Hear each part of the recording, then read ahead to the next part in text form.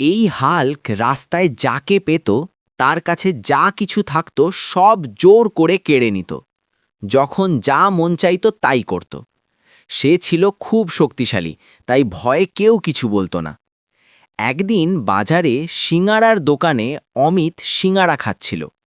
অমিত ঢাকা থেকে গ্রামে এসেছে। দোকানদার তাকে হাল্কের সব অত্যাচারের কথা বলল। অমিত বলল, ঠিক আছে, আমি আমার বুদ্ধি দিয়ে হাল্ককে হারাবো। বন্ধুরা, তোমরা কি চাও আমি হাল্ককে হারাই? তাহলে ভিডিওতে লাইক আর সাবস্ক্রাইব করো। এমন সময় হাল্ক সিঙাড়া খেতে দোকানে আসে।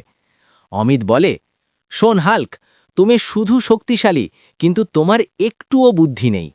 হাল্ক রেগে গিয়ে বলে, আমি যে কোনো শর্ত মানতে রাজি, কিন্তু তুমি ভুল প্রমাণিত হলে আমি তোমাকে মেরে ফেলব। অমিত রাজি হয়। সে হাল্ককে একটি কুয়ার কাছে নিয়ে যায়।